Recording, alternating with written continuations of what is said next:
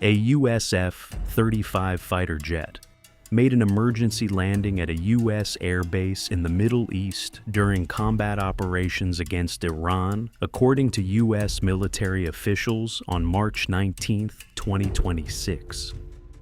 According to Tim Hawkins, a spokesperson for U.S. Central Command, the F-35 and its pilot landed safely at the base on March 19th. He confirmed that the aircraft had conducted a strike mission against Iran before making the emergency landing. The jet landed safely, and the pilot was unharmed, both physically and mentally.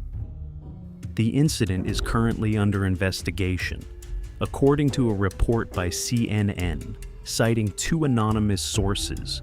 The $100 million U.S. fighter jet may have been targeted by Iran. Meanwhile, Iran's military issued a statement claiming it had attacked a U.S. fighter jet.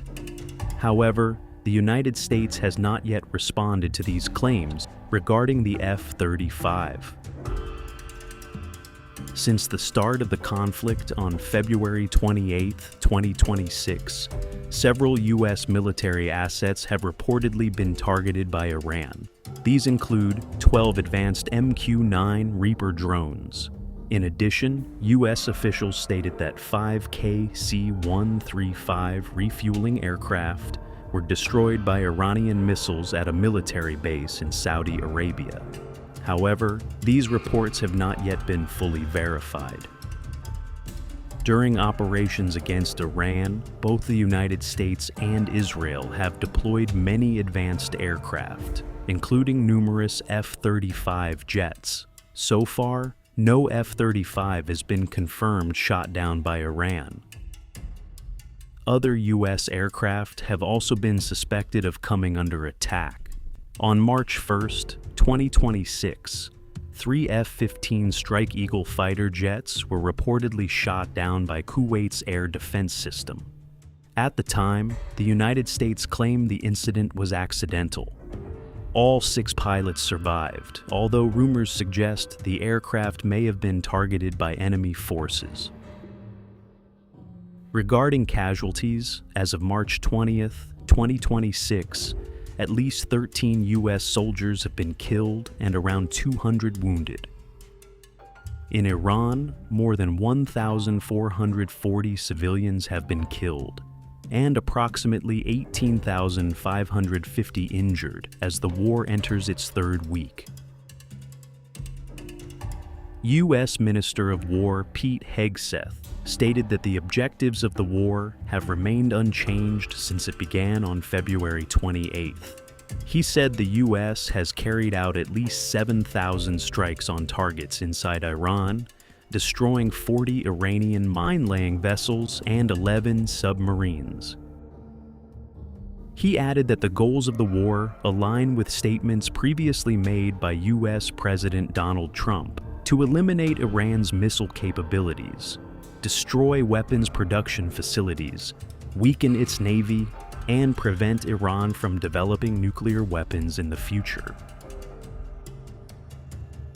One notable point from Hegseth's remarks is that there is still no clear timeline for when the war will end.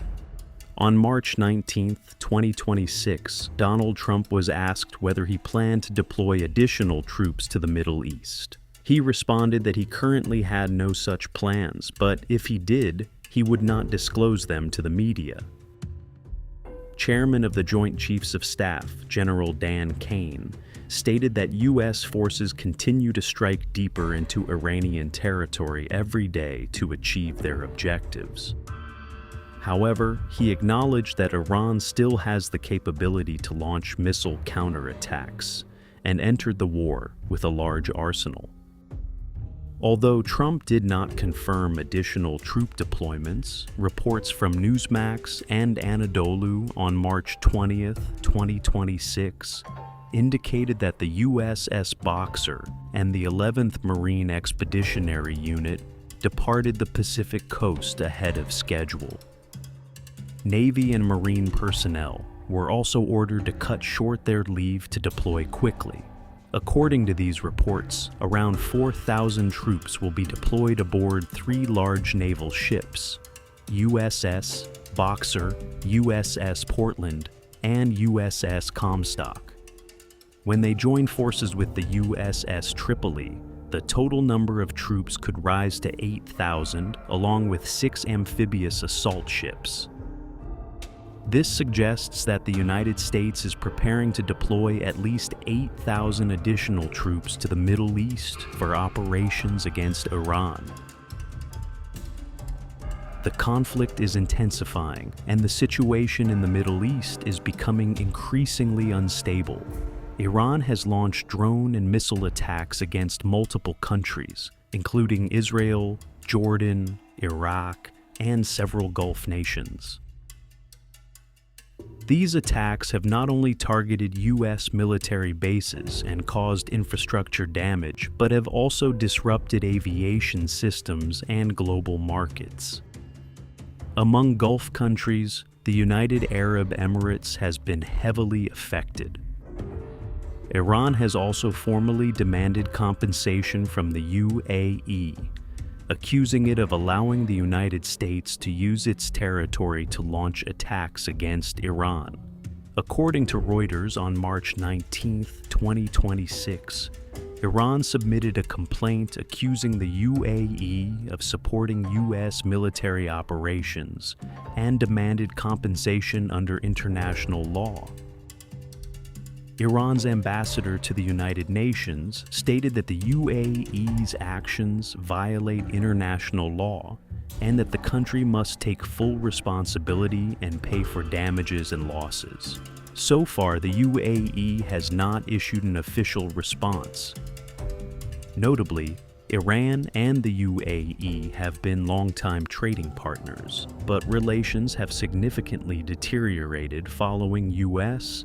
and Israeli strikes on Iran in February 2026. Despite Iranian President Masoud Pezeshkian previously issuing a video apology to Gulf leaders for the attacks, Iran continues to launch strikes almost daily.